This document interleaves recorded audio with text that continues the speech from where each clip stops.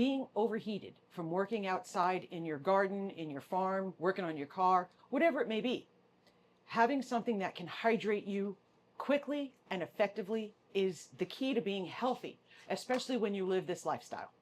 Today I'm going to show you how to make a homemade Switchel, otherwise known as a Haymaker's punch. But as usual, I make it differently. And I'm going to show you how, because this is done with all ingredients pretty much that were grown or made here. The ingredients we need for this drink, and this is going to go by fast, are strawberries we grew ourselves, sliced, ginger, ground or minced, the most beautiful mint. We're up to 11, I counted, 11 mints outside. This is sweet mint because it's my favorite. Homemade vinegar. Now you can be as wild as you like with your vinegar. Ordinarily, it's made with apple cider vinegar. I happen to have pear vinegar on hand, and it threw up another mother. So I decided we're going to use pear vinegar today. And if you recall, or maybe you don't, you're new, we made infused honeys, and we made citrus infused honeys. So I grabbed my orange infused honey. The orange is still in there. Flavor is incredible. So that's going to give us our balance of sweet, sour, fruity, herby, and it balances your electrolytes and it refreshes you beautifully. The only thing you need, water, club soda, and a tremendous amount of ice. When it comes to ice, I'm very particular. And I like the ice that you can chew on. You ever go to one of those restaurants where you kind of like them because they have the good ice? I know that seems like a weird thing for some people, but I love to chew on my ice. I like the ice to be a certain way. I look for that good ice, especially I'm an iced tea drinker. It's kind of my thing when I'm out and about. And a company sent me this machine to try. Same rule as always. If it doesn't make it so that we love it and we'd buy it with our own money, we wouldn't be having, well, we'd still be having this chat because I'm still making this drink, but I wouldn't be showing you the machine. I decided to show this to you. This is the ECOZY ice machine because it works beautifully. And my favorite thing is it makes that good ice. It makes the little bullets of ice, and you can have big or small, and they're perfect for chewing. I love that stuff. And our ice machine from our fridge makes huge ice, and you can't chew it, you'll break your teeth. So I was kind of excited to have that option. Plus, having it on hand on the counter makes it so when I'm blanching and shocking, I have ice really ready and I can go through a lot of it. So in our pitcher, we have our strawberries, we have our ginger, and we have our fresh mint. This is a good spot for if you've got berries that are just slightly past, they're not that nice firm, they're beautifully sweet, but they're not as nice to eat because they've gotten a little soft. This is the perfect use for that. And you're just going to take your wooden spoon and crush. Now you're not trying to make a puree, so please don't do that. What you're trying to do is get the juices running.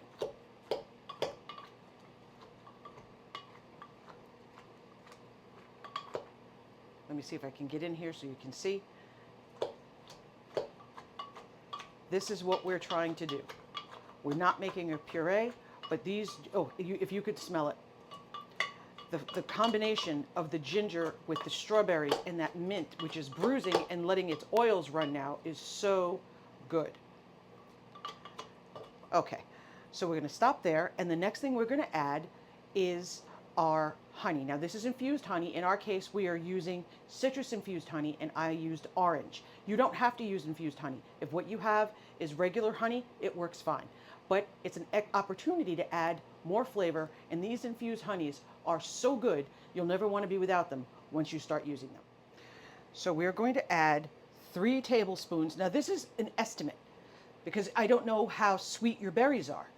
So when you're going to do your final tasting, 3. Now you see how liquidy the honey gets as it's infusing. I'm adding a touch more because I know I'm a little heavy on my fruit.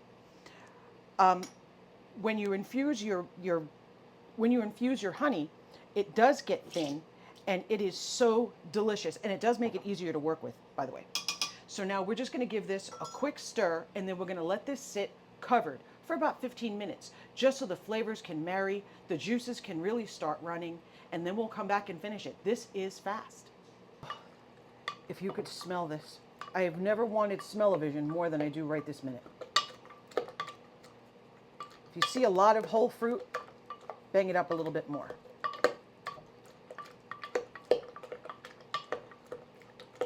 Okay. I'm using an Amish whisk. It just happens to work really well for this particular application. Is it designed for this? No. This is meant to mix doughs and batters, but it works beautifully for this. And, you know, you should have multiple jobs in my kitchen if I can do it. All right, so we're going to let this sit for about 15 minutes. I'm just going to drape it because, as you well know, we have these Homestead flies that just love to drive me up a wall, and I refuse to let them enjoy my hard work. While our fruit is macerating, we are going to measure out 2 cups of cold water. Now, it's not going to come out of my tap cold at all. In fact, in the summertime, because of the heat, our water, even our cold water, comes out of the tap much warmer than you would expect. We're on a well. So what I do is I measure out the amount I want, which is the 2 cups, and then I let it sit with ice so that we really are dealing with nice cold water.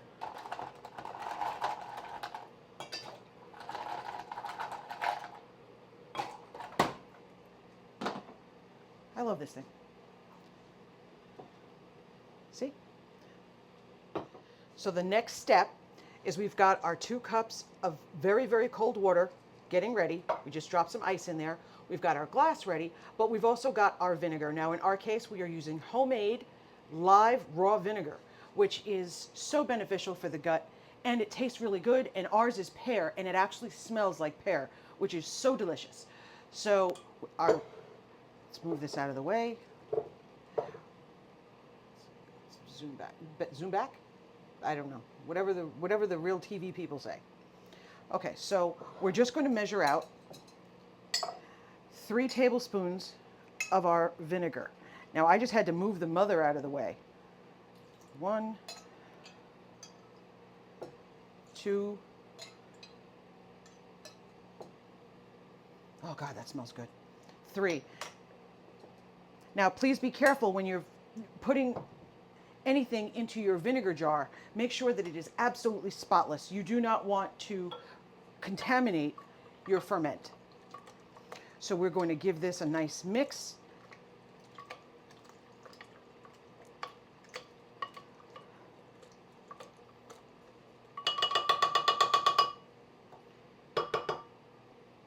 Now remember, when you're trimming your vegetables, when you're trimming your fruit, please don't throw your trimmings away. These go right into, I have homemade strawberry scrap vinegar going. This will go right into the bottle. There is absolutely no reason to throw this stuff away. The ginger, I freeze it and I add it to other things. I add it to soups. I add it when I just need that little bit of a hint of something, or if I just want to make more of this. We don't throw away. We always find something to do with it. If I can't find something to do with it, you better be sure I tried. So in here right now, we have our strawberries, our mint, our honey, our vinegar. We're going to add our nice cold water. I'm leaving the ice in. That was 2 cups. And now I'm just opening up my club soda. This is just club soda from the supermarket. You know, I had gotten one of those soda streams, and I thought that was going to be a nice solution to making everything ourselves. I found that using that machine was obnoxiously expensive, to be perfectly honest, and we don't use it very much because of that.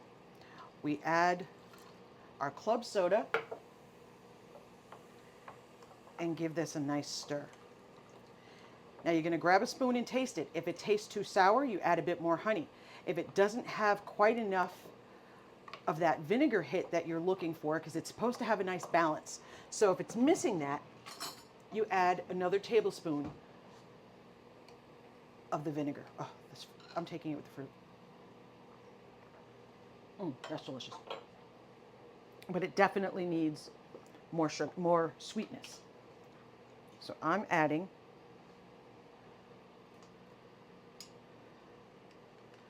more honey.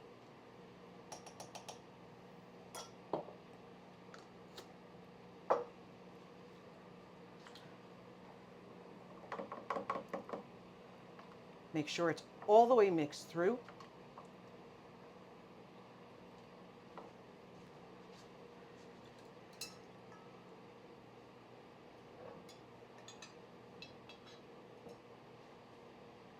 I decided to add even one more tablespoon of vinegar.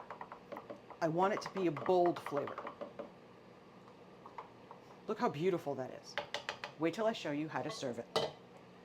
It's absolutely gorgeous. You just put a picture of this on your table. Oh gosh, that's good. Is it not just, it's not just that it's good, it's incredibly refreshing. So when you are overheated, this is fabulous. Hang on and I'll show you how to serve it. So we've got our glass of ice. We hold back. Make sure we get fruit and mint in every glass. We cut a little slit in a strawberry so it hangs off the side. So when you're telling your family, come inside, it's hot, I've got something for you that's going to help cool you down. You're going to feel so much better. This is delicious. It took very little time to make. It's fabulous. I hope you love it. I have a printable for you, so you just in case you don't, it wasn't a very long recipe, but just in case you need it, I did make one for you. It will be linked below. You just grab your little strawberry and drop it right in there. Look. Cheers. Oh, sweet Lord. That is fabulous. The heat's not so bad now, she says for the next 10 minutes. I love you. I'll see you next time.